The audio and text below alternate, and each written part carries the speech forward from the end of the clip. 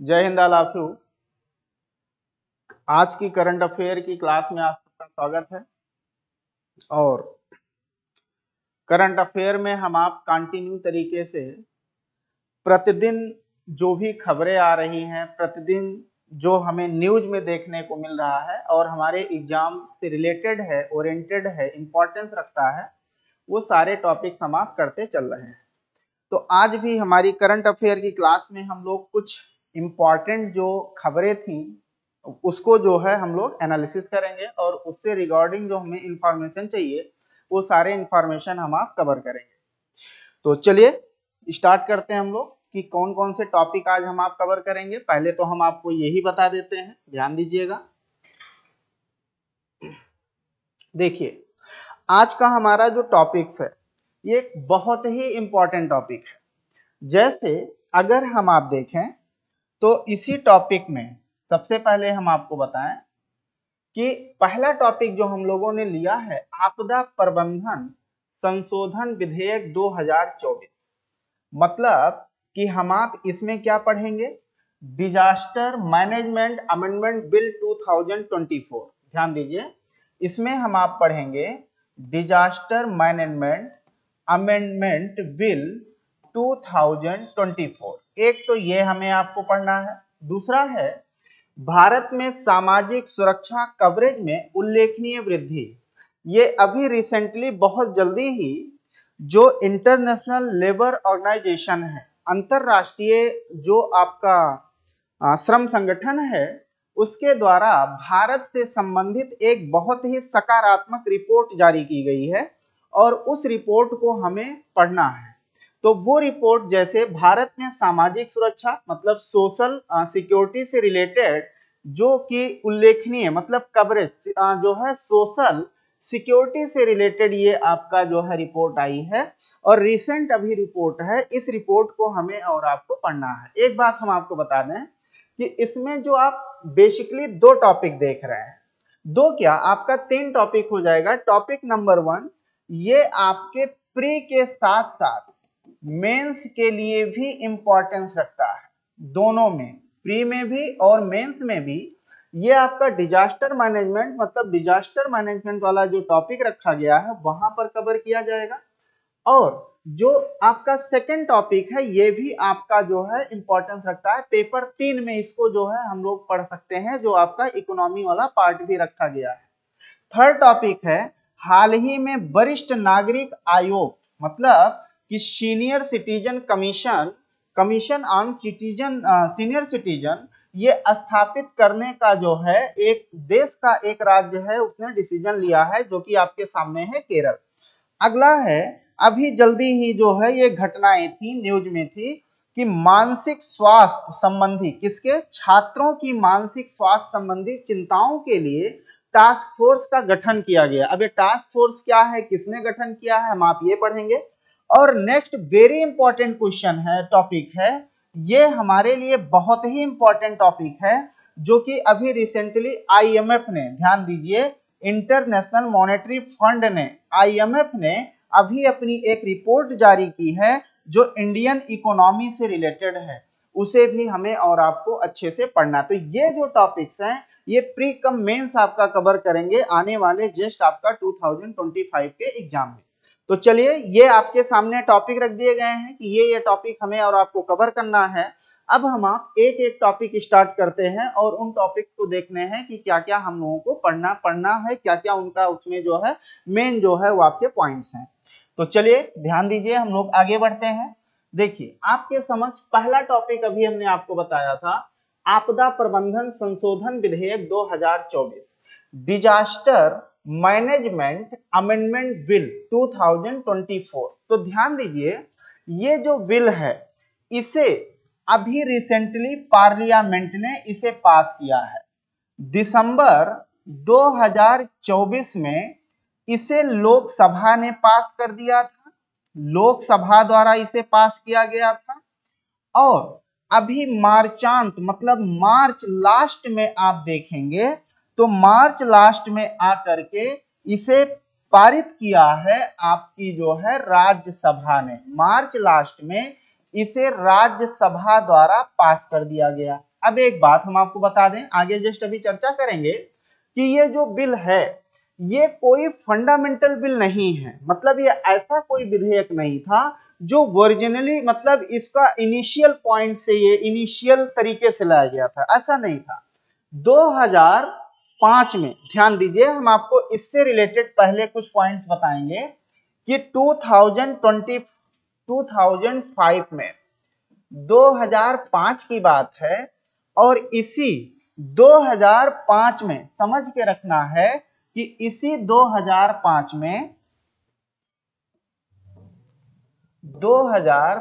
में एक बिल आया था, जिसे एक एक्ट बना था जिसे कहा गया था डिजास्टर मैनेजमेंट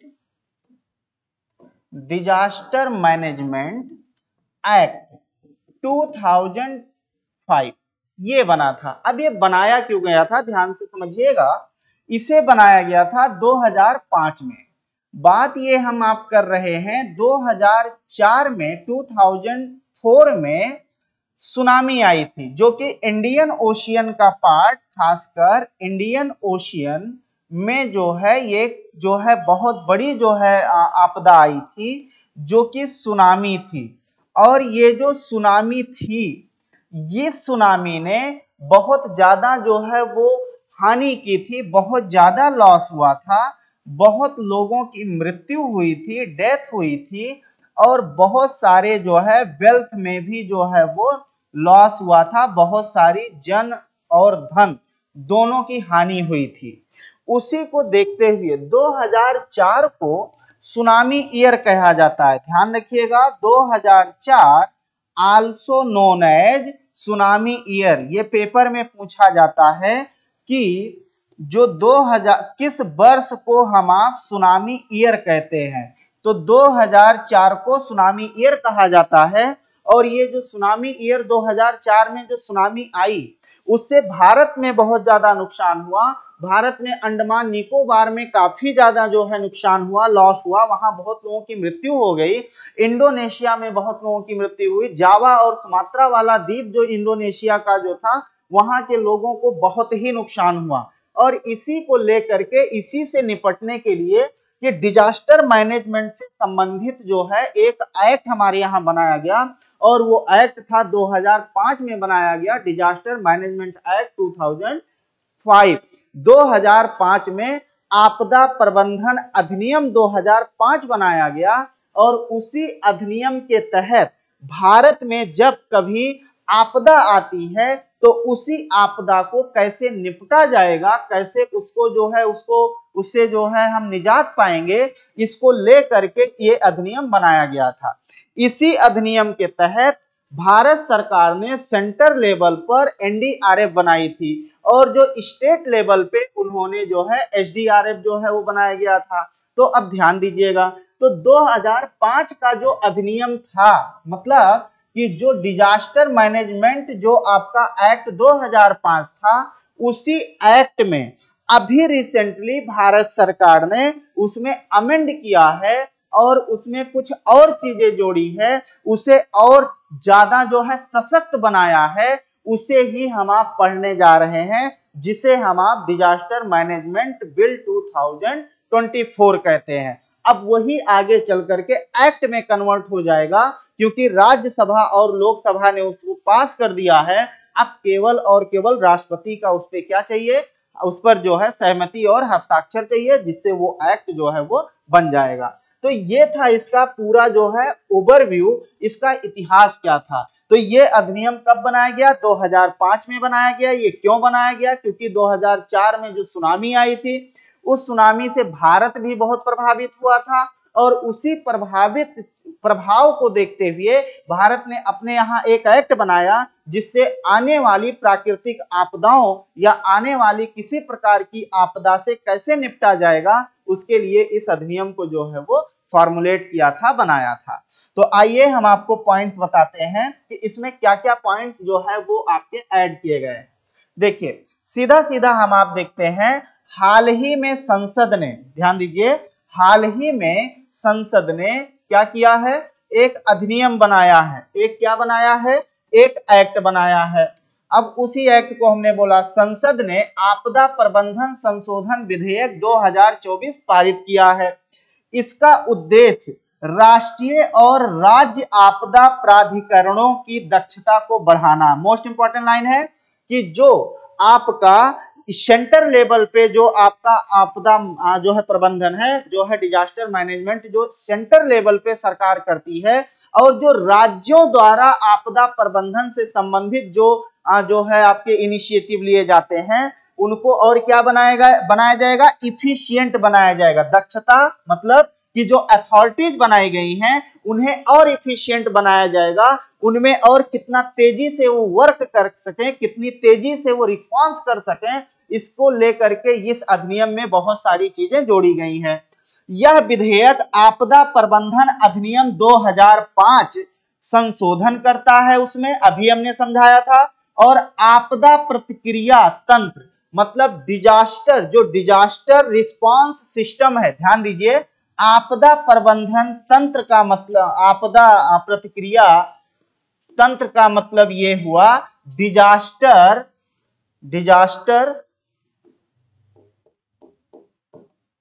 एक्शन सिस्टम। ध्यान दीजिए, इसका मतलब ये हुआ। दूसरा पॉइंट इसमें आप देखेंगे मजबूत करने, इसे क्या किया जाएगा, आपदा प्रतिक्रिया तंत्र को क्या किया जाए, मजबूत। इसका मतलब हुआ आपदा अगर आ रही है या आपदा आ गई है तो कितनी तेजी से हम उससे निपटने के लिए, कितनी तेजी से लोगों को वहां से बचाने के लिए, कितना तेजी से हम रिस्पांस करेंगे। यहाँ एक्शन का मतलब क्या होगा, एक्शन का मतलब यहाँ पर होगा रिस्पांस।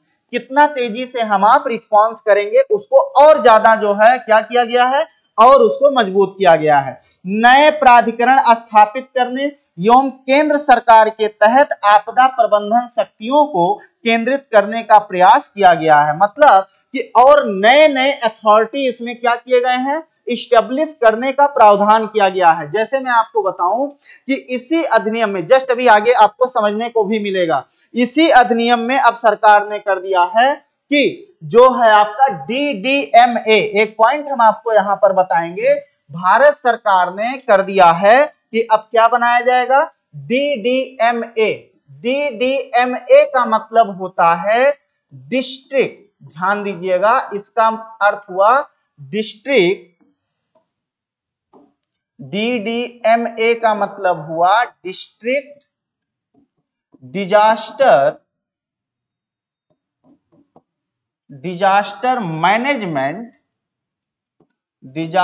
Management authority.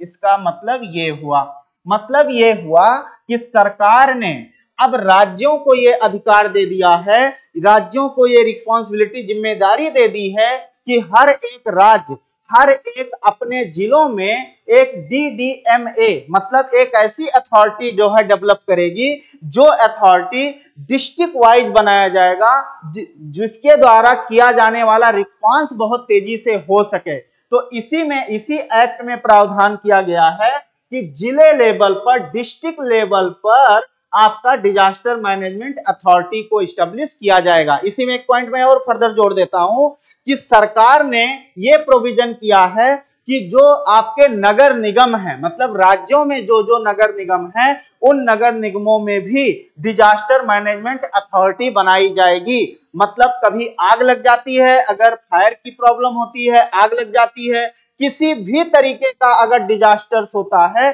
तो उससे निपटने के लिए अब हर नगर निगम में डिजास्टर मैनेजमेंट अथॉरिटी बनाई जाएगी। तो ये वही पॉइंट था जो अभी हमने आपको बताया है कि इसमें क्या किया जाएगा, अलग अलग प्राधिकरण स्थापित किए जाएंगे, और इसके तहत सेंटर गवर्नमेंट बहुत सारे पावर्स को क्या करेगा, वो एक जगह पर सेंट्रलाइज करेगा। एक जगह सेंटर मतलब नहीं कि पावर सेंटर ले लेगा, इसका मतलब यह है कि कहीं पर अगर डिजास्टर कहीं भी होता है तो वहां पर क्विक रिस्पांस होना चाहिए, उस जगह को सेंट्रलाइज करके उसको वहां से जो है डिजास्टर ज्यादा से ज्यादा जो है उसको बचाया जा सके। अगला पॉइंट आप देखेंगे तो नेक्स्ट पॉइंट हम लोग ध्यान दें इसी में।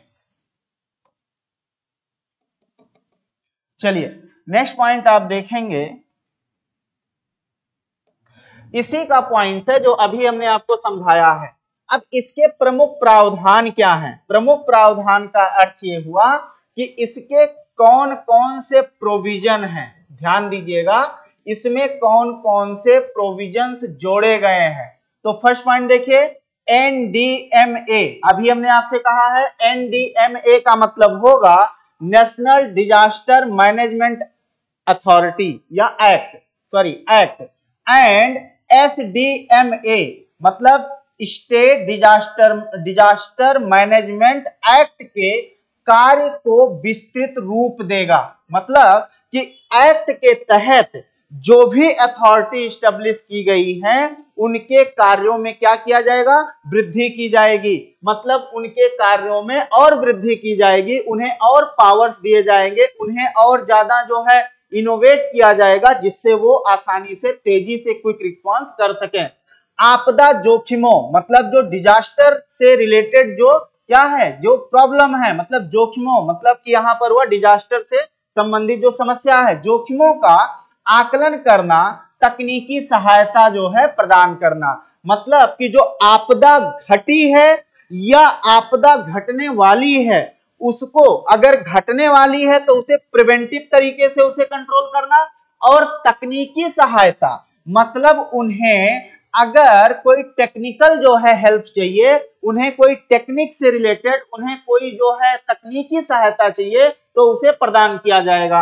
न्यूनतम राहत निर्धारित करना, ध्यान दीजिए, अब राज्यों को ये छूट होगी, राज्यों पर डिस्ट्रिक्ट लेवल तक ये छूट होगी कि कहीं पर अगर आपदा घटित होती है, डिजास्टर्स अगर आता है, तो उससे निपटने में किस तरीके से उन्हें जो है सहायता पहुंचाई जाएगी, मिनिमम जो उनको जो है हेल्प किया जाएगा वो निर्धारित करना एवं आपदा डेटाबेस तैयार करना। मतलब उनका डेटाबेस तैयार करना, उनका रिकॉर्ड रखना, इससे इसमें जो है ये प्रावधान किया गया है। नेक्स्ट देखिए, अभी हमने समझाया है शहरी आपदा प्रबंधन प्राधिकरण, इसमें क्या किया जाएगा? अर्बन डिजास्टर मैनेजमेंट अथॉरिटी बनाई जाएगी, और अर्बन डिजास्टर मैनेजमेंट अथॉरिटी ये डिस्ट्रिक्ट लेवल पर होगा, ये नगर निगम लेवल पर भी होगा। देखिए, राज्य सरकारें राजधानी शहरों व नगर निगम वाले शहरों के लिए विशेष शहरी आपदा प्रबंधन प्राधिकरण स्थापित कर सकती है। मतलब हर राज्य को अब ये कहीं ना कहीं जो है केंद्र सरकार द्वारा ये अधिकार दे दिया गया है कि हर एक राज्य अपने नगर निगम वाले शहरों और जो आपके जो है राजधानी शहर हैं, यहाँ पर जो है अपने जो है वो क्या बना सकते हैं, तो वो शहरी आपदा प्रबंधन प्राधिकरण बना सकते हैं। ये सबको अधिकार दे दिया गया है। अब आप ये कह सकते हैं कि जो अभी हमने जिला लेवल बताया था, इसको जिले लेवल तक जो है बढ़ाने की संस्तुति जो है वो किया गया है, रिकमेंडेशन किया गया है। राज्य आपदा प्रतिक्रिया बल मतलब कि जो आपका स्टेट डिजास्टर रिस्पांस फोर्स है, राज्य सरकारें एसडीआरएफ, ध्यान दीजिए, राज्य आपदा प्रतिक्रिया बल, इसको हम आप क्या कहेंगे? ये होगा आपका स्टेट डिजास्टर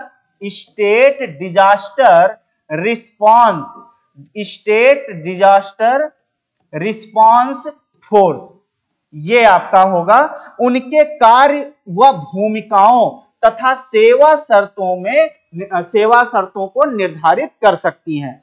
अब राज्य सरकारों को ये अधिकार दे दिया गया है कि जो उनके यहाँ एसडीआरएफ है, मतलब क्योंकि स्टेट लेवल पर एसडीआरएफ बनाए जाते हैं, जो एसडीआरएफ हैं उन्हें अब ये अधिकार दे दिया गया इस अधिनियम के तहत, संशोधन अधिनियम के तहत, कि अब राज्य सरकारें एसडीआरएफ का गठन व उनके कार्य, भूमिकाओं तथा सेवा शर्तें निर्धारित कर सकती हैं। अब राज्य जो है एसडीआरएफ में किसको अपॉइंट करेगा, राज्य कितने दिन तक अपॉइंट करेगा, उनका क्वालिफिकेशन क्या होगा, इस बात को राज्य सरकारों को जो है ये छूट दे दिया है। किसने? तो दे दिया है अब केंद्र सरकार ने। इस बिल में इसका प्रोविजन या इसका जो है प्रावधान किया गया है। नेक्स्ट पॉइंट देखिए, जो समितियों को वैधानिक दर्जा, जो डिजास्टर कमेटी होती थी, ध्यान दीजिए, होती थी जिन्हें हम आप कहते थे कमेटी ऑन डिजास्टर, ये कुछ कमेटियां बनाई जाती थी। अब इन कमेटियों को क्या किया गया है कि अब इन्हें क्या दिया गया है, वैधानिक दर्जा। वैधानिक दर्जा मतलब इन्हें एज अ स्टेट्यूटरी बॉडी अब बना दिया जाएगा, मतलब ये कानूनी रूप से अब इनको कानूनी स्टेटस दे दिया जाएगा। तो अब इसमें क्या होगा, इसमें सीधा सीधा आपको कहा गया है कि राष्ट्रीय संकट प्रबंधन समिति, राष्ट्रीय संकट प्रबंधन समिति और एमसीएमसी और उच्च स्तरीय समितियों को अब वैधानिक मान्यता प्राप्त होगी। मतलब अब उन्हें लीगल स्टेटस या आप कह सकते हैं एज अ स्टेट्यूटरी बॉडी होंगी, जिससे आपदाओं के दौरान निर्णय लेने की प्रक्रिया तेज होगी। मतलब ड्यूरिंग डिजास्टर क्विक डिसीजन जो है वो हो पाएगा। बेहतर समझने के लिए राष्ट्रीय और राज्य आपदा डेटाबेस बनाना, अभी हमने कहा कि राष्ट्रीय और राज्य आपदा डेटाबेस बनाना मतलब कि किन क्षेत्रों में डिजास्टर आने की संभावनाएं होती हैं, किसी क्षेत्र में अगर डिजास्टर आया है तो उससे रिलेटेड रिकॉर्ड को जो है अब राज्य सरकारें भी वो तैयार कर सकेंगी। आपदा प्रबंधन योजनाएं, अब एनडीएमए मतलब नेशनल डिजास्टर मैनेजमेंट एक्ट और एसडीएमए मतलब कि स्टेट डिजास्टर मैनेजमेंट एक्ट आपदा प्रबंधन योजनाएं तैयार करेंगी। मतलब कि आपदा प्रबंधन कैसे करना है, इससे संबंधित पॉलिसी, इससे संबंधित योजना, प्लानिंग, अब इनको जो है करने का अधिकार होगा, इन्हें रिस्पॉन्सिबल जो है वो बनाया जाएगा। पहले यह जिम्मेदारी राष्ट्रीय व राज्य कार्य समितियों की थी। याद रखिए, पहले ये काम कौन करता था, जो राष्ट्रीय मतलब नेशनल, सेंटर और स्टेट की जो आपकी वर्किंग जो कमेटीज होती थी उनके द्वारा ये किया जाता था। अब एक बहुत इंपॉर्टेंट है पेपर के लिए, ध्यान दीजिएगा, इंपॉर्टेंट ये है, इस अधिनियम में एक बहुत बदलाव बड़ा किया गया, वित्तीय सहायता प्रावधान। जैसे कहीं डिजास्टर अगर आता था, कहीं पे जो है आपका लैंडस्लाइड होता था, कहीं बाढ़ आ जाता था, कहीं पर जो है बिजली गिर जाती थी, तो इन डिजास्टर्स में लोगों को सहायता पहुंचाया जाता था। और सहायता किस रूप में दिया जाता था, तो मुआवजा के रूप में। अब इस अधिनियम में मुआवजा के स्थान पे राहत शब्द का प्रयोग किया गया है। इस अधिनियम में मुआवजा शब्द को हटा करके अब राहत शब्द का प्रयोग किया गया है।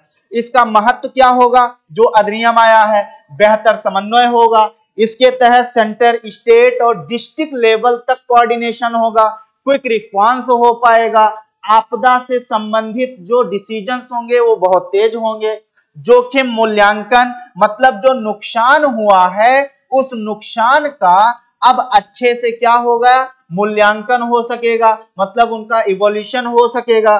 तीसरा, आपदा प्रतिक्रिया तंत्र को मजबूती मिलेगी, मतलब जो डिजास्टर रिस्पांस सिस्टम है उस डिजास्टर रिस्पांस सिस्टम को क्या मिलेगा, मजबूती मिलेगा, अगर इन सब चीजों को अप्लाई किया जाएगा। तो ये है आपका डिजास्टर मैनेजमेंट से रिलेटेड। जो डिजास्टर मैनेजमेंट एक्ट 2005 था उसे अभी केंद्र सरकार ने पार्लियामेंट के द्वारा राज्यसभा और लोकसभा में उसने इस डिजास्टर मैनेजमेंट अधिनियम 2005 में संशोधन किया है और संशोधन करके ये सारे पॉइंट्स इसमें जोड़े हैं। मोस्ट इंपॉर्टेंट है, बहुत इंपॉर्टेंट है कि डिजास्टर मैनेजमेंट अधिनियम कब आया था, तो 2005 में आया था। ये हमें और आपको बहुत अच्छे से इसको सारे पॉइंट्स हमें ध्यान में रखने होंगे। चलिए, उम्मीद है कि आप इतना पॉइंट जो है वो आप समझ गए होंगे कि जो डिजास्टर मैनेजमेंट अधिनियम में संशोधन किया गया है उस संशोधन में कौन कौन से प्रोविजन जोड़े गए हैं, वो यही प्रोविजन आपके एग्जाम के लिए इंपॉर्टेंस रखते हैं। चलिए हम आप नेक्स्ट टॉपिक पर चलेंगे और नेक्स्ट टॉपिक पे हम आप देखेंगे कि जो कि बहुत ही इंपॉर्टेंट होगा। देखिए, अभी हमने बताया भी था कि भारत में सामाजिक सुरक्षा कवरेज में उल्लेखनीय वृद्धि, आईएलओ रिपोर्ट, मतलब कि इंटरनेशनल लेबर ऑर्गेनाइजेशन ने इस रिपोर्ट को क्या किया है, जारी किया है। अब आईएलओ क्या है, आईएलओ जो है आपको हम जल्दी से बता देते हैं फिर हम लोग आगे बढ़ेंगे। मतलब कि जो इंटरनेशनल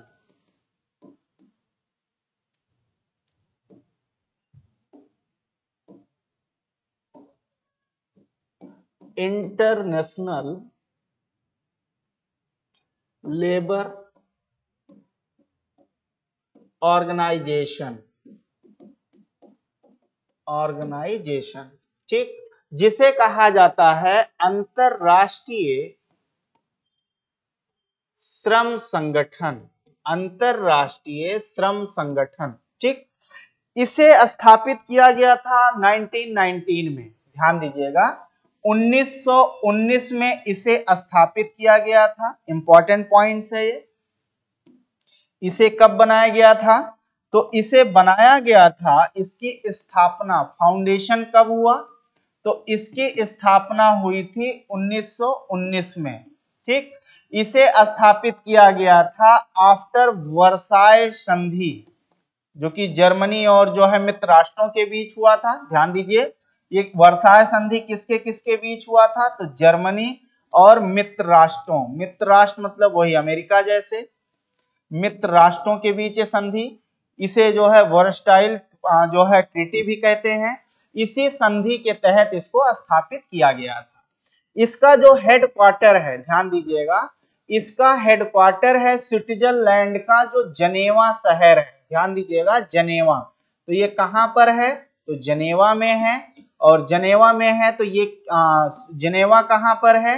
तो जनेवा है स्विट्जरलैंड में। ध्यान दीजिएगा इसका हेडक्वार्टर स्विट्जरलैंड जनेवा में है। दूसरा पॉइंट कि 1946 में ये यूएनओ का एक स्पेसिफिक जो है आप कह सकते हैं कि क्या बन गया? एजेंसी बन गया। ये जो है एक विशिष्ट एजेंसी बन गई। ध्यान दीजिएगा आईएलओ आज की डेट में क्या है? यूनाइटेड नेशन का एक स्पेसिफिक एजेंसी है, एक स्पेशल एजेंसी है। तो हमने आपसे कहा ये कब बनाया गया? 1919 में, वर्साय संधि के बाद। वर्साय संधि हुई थी जर्मनी और मित्र राष्ट्रों के बीच। इसका हेडक्वार्टर है जनेवा में, ठीक। और ये आज की डेट में यूनाइटेड नेशन का विशिष्ट एजेंसी है, एक विशेष एजेंसी है, जो कि 1946 में ये जो है उसका भाग बना था। एक पॉइंट और, इसका काम ये है कि विश्व में जो लेबर पार्ट है, मतलब कि जो लेबर हैं, जो आपके श्रमिक हैं, श्रमिकों के हितों को, मतलब श्रमिकों के इंटरेस्ट को कैसे प्रोटेक्ट किया जाए, इसीलिए आईएलओ जो है वो बनाया गया था। भारत इसका सदस्य है। आईएलओ क्या ध्यान रखता है? विश्व में अगर श्रमिकों से संबंधित खासकर जो है चाइल्ड लेबर पर जो है ये नजर रखता है, कहीं पर बलात्कार ना हो रहा हो, कहीं पर लोगों को बंधुआ मजदूर ना बनाया जा रहा हो, कहीं पर जो है किसी देश द्वारा अगर ऐसा कानून बनाया गया हो जो वहां के लेबर पर इंपैक्ट पड़ता हो, श्रमिकों पर, उसको लेकर के ये नजर रखता है। इसीलिए इसे कहा जाता है इंटरनेशनल जो है लेबर ऑर्गेनाइजेशन, अंतरराष्ट्रीय श्रम संगठन। ये पॉइंट्स हमने आपको बताया है। अब इसी ने अभी जो है एक रिपोर्ट जारी की है जो कि भारत से संबंधित है। अब वो रिपोर्ट क्या है हमें और आपको वो समझना है। चलिए आइए देखते हैं रिपोर्ट क्या है। हाल ही में अंतरराष्ट्रीय, ध्यान दीजिएगा, क्या है कि हाल ही में अंतरराष्ट्रीय श्रम संगठन मतलब आईएलओ के अनुसार भारत में अपने सामाजिक सुरक्षा कवरेज में उल्लेखनीय सुधार किया गया है। यह कवरेज 2021 में 24.4% था, जो कि 2024 में दुगना होकर के 48.8% हो गया। मोस्ट इंपॉर्टेंट, ये डाटा आपके लिए इंपॉर्टेंट हो जाता है। अब इसका मतलब क्या है? भारत सरकार द्वारा जो खासकर कोविड के दौरान बहुत सारे सोशल इनिशिएटिव लिए गए थे, जिससे लोगों को आर्थिक रूप से कैसे कोविड में उनको सहायता दी जाए और कैसे उनकी आजीविका को, कैसे उनको एम्प्लॉयमेंट को लेकर के उन्हें प्रोटेक्ट किया जाए, उससे संबंधित भारत सरकार ने बहुत सारे कदम उठाए थे।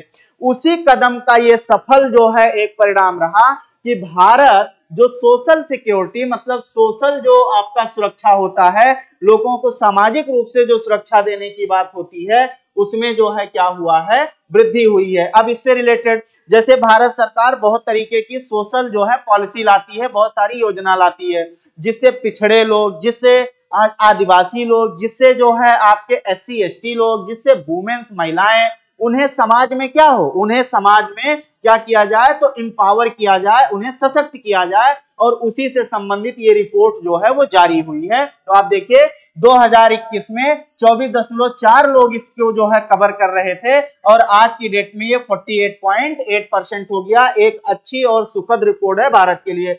यह वृद्धि सरकार के कार्यबल, सरकार के कार्यबल, कार्यबल मतलब होता है यहाँ पर वर्क फोर्स, ध्यान दीजिएगा, कार्यबल का मतलब हो यहाँ पर होगा वर्क फोर्स। वर्क फोर्स को अधिक लाभ प्रदान करने और आर्थिक सुरक्षा सुनिश्चित करने के प्रयासों को दर्शाती है। मतलब सरकार ने सबको आर्थिक रूप से जो है कहीं ना कहीं क्या करने के लिए, आर्थिक रूप से लोगों को इंपावर करने के लिए अनेक प्रकार की सोशल जो है वो आपकी योजना और जो है पॉलिसी लेकर आई, प्लान लेकर आई, जिससे जो है लोगों का जो आपका कार्यबल है, वर्क फोर्स है, वर्क फोर्स कहीं ना कहीं क्या हुआ, वो ज्यादा से ज्यादा बढ़ा, जिसके कारण सोशली लोगों को कहीं ना कहीं सुरक्षा का भाव वो देखने को मिला। और जब आईएलओ मतलब इंटरनेशनल लेबर ऑर्गेनाइजेशन ने इस रिपोर्ट को तैयार किया, इस फीडबैक को देखा कि भारत में इन जो सोशल सिक्योरिटी है मतलब सामाजिक सुरक्षा है, उसमें लोगों का जो है वो कैप जो था वो कैप बढ़ गया और यहां तक कि कितना बढ़ गया, ट्वाइस हो गया, दुगना हो गया, 24.4 से 48.8 एग्जैक्टली दुगना हो गया। मतलब ये आपका कितना हो गया, तो ये आपका ट्वाइस हो गया। इंपॉर्टेंट ये पॉइंट्स होते हैं, ध्यान रखिएगा, ये रिपोर्ट बहुत इंपॉर्टेंट है और ये यूपीएससी और पीसीएस में अब ऐसे ही यही सबसे क्वेश्चन जो है वो आपके पूछे जा रहे हैं। चलिए नेक्स्ट हम लोग देखेंगे, आप देखिए तो नेक्स्ट हम लोग जब इसमें शामिल करेंगे तो अब इसमें और क्या चीजें निकल के आई हैं। 2014 से 2024 के बीच, मतलब कि आप कह सकते हैं अगले 10 वर्षों में, मतलब 10 वर्षों में 17.01 करोड़ नौकरियां जोड़ी गई हैं, जिनमें 4.6 करोड़ नौकरियां 2024 में जोड़ी गई हैं। याद रखिए, यहां नौकरी का मतलब गवर्नमेंट जॉब नहीं, यहां नौकरी का मतलब कि लोगों को जो है एम्प्लॉयमेंट, चाहे वो सेल्फ एम्प्लॉयमेंट हो, चाहे वो कहीं पर प्राइवेट नौकरी करें, चाहे एक अपना जो है कहीं ना कहीं वेंचर जो है वो जो है बना लें, उसकी बात की जा रही है। तो 10 वर्षों में 17 करोड़ से ज्यादा नौकरी जोड़ी गई है, जिसमें 4.5 करोड़ से ज्यादा नौकरी 2024 में दी गई है। बेरोजगारी दर 2017-18 में 6% थी, जो 2023-24 में घटकर 3.2% हो गई है। ये डाटा बहुत इंपॉर्टेंट होता है। 17-18 में जहां बेरोजगारी दर 6% थी, आज वहीं बेरोजगारी 3.2% हो गई है। महिला कार्यबल मतलब कि जो आपका फीमेल वर्क फोर्स है, मतलब महिलाओं का काम करना, महिलाओं का ऑफिस जाना, महिलाओं का कहीं ना कहीं जो है काम में जो है शामिल होना, ये दर 22% से बढ़कर आज की डेट में 40.3% हो गया है। मोस्ट इंपॉर्टेंट डाटा है, मतलब कि ये भागीदारी जो 2017-18 में 22% थी, वो आज की डेट में 2023-24 में कितना हो गया, तो ये हो गया 40.3। ये डाटा आपका 2017-18 का है और ये डाटा आपका 2023-24 का है। इंपॉर्टेंट डाटा है। अब इसका महत्व क्या होगा, इंपॉर्टेंट, सामाजिक सुरक्षा आर्थिक स्थिरता व समावेशिता सुनिश्चित करती है। याद रखिए, सामाजिक सुरक्षा बढ़ेगी तो इकोनॉमिक स्टेबिलिटी आएगी, और समावेशिता सुनिश्चित करती है मतलब कहीं ना कहीं जो है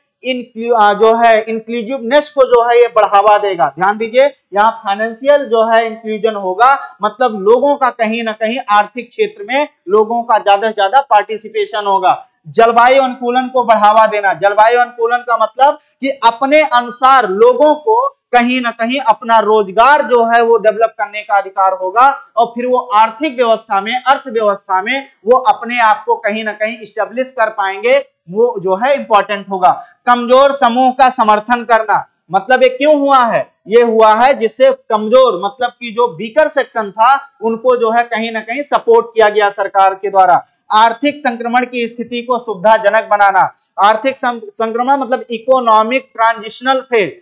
इकोनॉमिक ट्रांजिशनल फेज आप कोविड में जरूर देख सकते हैं कि कोविड में एक समय के बाद काफी इकोनॉमिकली चीजें जो है वो रुक सी गई थी, और फिर धीरे धीरे सरकार ने लोगों को प्रमोट किया, लोगों को कहीं ना कहीं सशक्त बनाने के लिए अनेक तरीके की प्लानिंग की, और जिसके द्वारा एक टर्बुलेंस हुआ, और टर्बुलेंस के बाद फिर से जो है हमारी अर्थव्यवस्था पटरी पर आ गई। तो ये वही पॉइंट्स है कि आर्थिक संक्रमण मतलब इकोनॉमिक ट्रांजिशनल की जो स्थिति है उसे ज्यादा से ज्यादा क्या बना दिया सरकार ने, सुविधाजनक बना दिया, मतलब फेवरेबल बना दिया, आसान बना दिया। इसलिए जो है सामाजिक सुरक्षा को हम लोग देखते हैं। चलिए नेक्स्ट पॉइंट हम लोग देखेंगे। अब देखिए, ये इंपॉर्टेंट है, अभी ये न्यूज में था, और ऐसे क्वेश्चन आपके ये यूपी पीसीएस में बहुत पूछे जाते हैं, ऐसे क्वेश्चन आपके यूपी पीसीएस में पूछे जाते हैं, इसलिए ये क्वेश्चन हमारे लिए खासकर यूपी पीसीएस के लिए बहुत ही इंपॉर्टेंट क्वेश्चन रखता है। क्या है? हाल ही में वरिष्ठ नागरिक आयोग स्थापित करने वाला भारत का पहला राज्य केरल है। अभी केरल ने अपने यहाँ एक एक्ट बनाया है और उसी एक्ट के थ्रू एक कमीशन बनाया है। वो कमीशन खासकर सीनियर सिटीजन्स को लेकर के है, जिसमें सीनियर सिटीजन को कैसे सुविधाएं दी जाएं, कैसे उन्हें जो है उनको जो है अनेक प्रकार की सुविधा दी जाए, जिससे उन्हें जीवन जीने की उनके अंदर एक ललक, एक इच्छा बनी रहे, इसके लिए ये कमीशन बनाया गया। तो याद रखिए, पहले तो यही याद रखना है कि ये किसने बनाया है। तो ये कौन सा राज्य है? केरल है, जिसने अपने यहाँ वरिष्ठ नागरिकों के लिए एक आयोग, एक कमीशन जो है वो एस्टेब्लिश किया है। इस आयोग को केरल राज्य की वरिष्ठ नागरिक आयोग अधिनियम 2025 के तहत स्थापित किया गया। एक एक्ट बनाया गया 2025 और उसी में इस आयोग का प्रोविजन किया गया कि ये आयोग बनाया जाएगा। यह एक वैधानिक आयोग है, मतलब यह एक स्टैट्यूटरी है। याद रखिए, वैधानिक मतलब इसे विधानसभा द्वारा कानून पास करके इस आयोग को बनाया गया है। मतलब ये आपका एक कैबिनेट द्वारा पास किया हुआ नहीं है, ये विधानसभा ने एक्ट पास किया 2025, आपके सामने है राज्य वरिष्ठ नागरिक अधिनियम आयोग 2025, जिसके द्वारा इसे स्थापित किया जाएगा। यह एक वैधानिक आयोग है, मतलब यह एक स्टैट्यूटरी जो है कमीशन होगा। भारत में अपनी तरह का पहला आयोग है जो विशेष रूप से वरिष्ठ नागरिकों के कल्याण पर केंद्रित होगा। वरिष्ठ नागरिकों का कल्याण कैसे हो उस पर फोकस किया जाएगा। ये ऐसा पहला राज्य है जो ऐसा कमीशन बनाया है। राज्य की बुजुर्ग नीति निर्माण में सलाहकार निकाय के रूप में कार्य करेगा।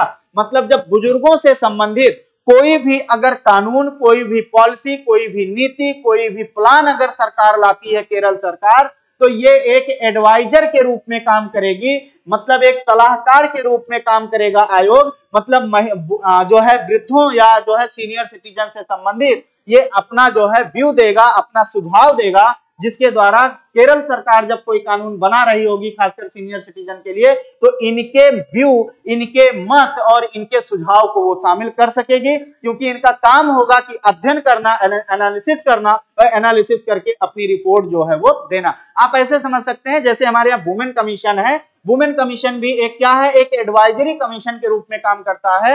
मतलब एक सुझाव ही दे सकता है, उसके दिए गए सुझाव जो है वो आपके बाउंडेड नहीं होते, मैंडेटरी नहीं होते। तो याद रखिए ये आपका कैसा होगा, तो सलाहकार होगा, हमारे लिए इंपॉर्टेंट है। आगे हम लोग जब बढ़ेंगे नेक्स्ट पॉइंट पर आएंगे, और नेक्स्ट पॉइंट जब आप देखेंगे तो अब अभी रिसेंटली ध्यान दीजिए, ये आपके लिए इंपॉर्टेंट है। एक चीज हम आपको ये बता दें कि जैसे अभी हम लोग बात किए हैं केरल की, ध्यान दीजिएगा, हम लोगों ने बात किया है केरल की, ध्यान दीजिएगा। केरल जो है ये आपका अगर हम लोग देखें तो केरल के जो पीएम है वो है पिनराई विजयन, मतलब पी विजयन या पिनराई विजयन कहा जाता है। ये यहाँ के सीएम है, पीएम नहीं भाई, सीएम है, ठीक। यहाँ पर अगर देखा जाए तो यहाँ की जो विधानसभा है, ध्यान दीजिएगा, यहाँ की विधानसभा में 140 सदस्य हैं। विधानसभा में कितने सदस्य हैं? 140 सदस्य हैं। यहाँ पर जो लोकसभा है, यहाँ की जो लोकसभा है, लोकसभा में 20 सदस्य हैं, और जो यहाँ का राज्यसभा है, यहाँ की राज्यसभा में 11 सदस्य हैं। इंपॉर्टेंट पॉइंट है, विधानसभा में कितने सदस्य हैं? 140 हैं, लोकसभा में कितना है? 20 हैं, राज्यसभा में 11 हैं, और सीएम कौन है? पिनराई विजयन है, जो कि आपके लेफ्ट के जो है एक जो है आपके सीएम है। इंपॉर्टेंट पॉइंट सी आपको इतना हमें बता देना चाहिए था। चलिए आगे हम लोग बढ़ते हैं, और जब नेक्स्ट पॉइंट में हम लोग आएंगे तो ध्यान दीजिए, जैसे ये है अभी रिसेंटली क्या हुआ, छात्रों की मानसिक, इंपॉर्टेंट पॉइंट्स हैं यहाँ से, छात्रों की मानसिक स्वास्थ्य संबंधी चिंताओं के लिए टास्क फोर्स का गठन। हम आपको ये बता दें, अभी जल्दी में ही कई केस ऐसे आए कि जो कंपटीशन की तैयारी करने वाले जो कैंडिडेट थे, उन लोगों ने काफी जो है, कई बच्चों ने जो है वो जो है क्या कर लिया, सुसाइड कर लिया। अभी मैं आपको बताऊं, अभी कल की ही बात है, कानपुर यूनिवर्सिटी, कानपुर का जो कृषि विश्वविद्यालय है, मतलब आचार्य जो है आपका क्या कहते हैं आपका चंद्रशेखर आजाद, वो उस कृषि विश्वविद्यालय के एक जो है साइंटिस्ट, उनका बेटा कोटा में आईआईटी की तैयारी कर रहा था 2 साल से, और उसने अभी कल ही परसों जो है उसने जो है गाड़ी से कट कर जो है अपनी जान दे दी। तो ये तो अभी मैं तुरंत का केस बता रहा हूं। अभी जो बच्चे कंपटीशन की तैयारी कर रहे हैं, वो कंपटीशन में अगर पिछड़ रहे हैं तो उसको लेकर के वो बहुत अलग अलग कदम उठा रहे हैं, खासकर सुसाइडल मोड में चले जा रहे हैं। उसी के लिए सुप्रीम कोर्ट ने एक टास्क फोर्स बनाया है। तो इंपॉर्टेंट है, किसने बनाया है? तो सर्वोच्च न्यायालय ने, सुप्रीम कोर्ट ने बनाया है। इसकी अध्यक्षता कोई पूर्व जज करेगा। ठीक, अगला है, न्यायालय ने इसका गठन मानसिक दबाव के चलते आत्महत्या जैसा कदम उठा लेने वाले छात्रों को बचाने के लिए किया है। अभी मैंने आपको एक्सप्लेन कर दिया है। सुप्रीम कोर्ट के पूर्व जज एस रविंद्र, इंपॉर्टेंट है, एस रविंद्र भट्ट इस टास्क फोर्स के अध्यक्षता करेंगे। मतलब जो टास्क फोर्स सरकार जो है सुप्रीम कोर्ट ने गठित किया है, उसके अध्यक्ष कौन होंगे? तो सुप्रीम कोर्ट के जो है रिटायर्ड जज एस रविंद्र भट्ट, इनको इस जो है टास्क फोर्स का चेयरमैन या अध्यक्ष बनाया गया है। इसमें सदस्य के रूप में उच्च शिक्षा, सामाजिक न्याय, विधि और महिला एवं बाल विकास मंत्रालयों के सचिव पदेन सदस्य होंगे। मतलब इन मंत्रालयों के जो सचिव हैं वो इसके जो है एक्स ऑफिशियो मेंबर होंगे, मतलब कि वो इसके पदेन जो है वो सदस्य होंगे। तो टास्क फोर्स किसने बनाया है? टास्क फोर्स जो है ये आपका सुप्रीम कोर्ट ने बनाया है। चलिए नेक्स्ट पॉइंट आप देखेंगे, ध्यान दीजिए। अब इसका उद्देश्य क्या है? अभी मैंने समझाया भी। छात्र आत्महत्याओं के मुख्य कारणों की पहचान करना, मौजूदा कानूनी और संस्थागत व्यवस्थाओं की प्रभावशीलता का आकलन करना। रिपोर्ट इनसे मांगी गई है इस टास्क फोर्स से कि आप अंतरिम रिपोर्ट दीजिए 4 महीने में और फाइनल रिपोर्ट दीजिए 8 महीने में। ये टास्क दिया गया है। याद रखिए, छात्रों का आत्महत्या के कारण क्या है, क्यों इतनी जो है ज्यादा मात्रा में बच्चे जो है वो जो है आत्महत्या कर रहे हैं, क्यों नहीं वो अपनी परिस्थितियों से लड़ पा रहे हैं, इन सबसे संबंधित जो है ये आपका टास्क फोर्स जो है रिपोर्ट जो है वो सौंपेगा जो है सुप्रीम कोर्ट को। चलिए नेक्स्ट हम लोग देखेंगे।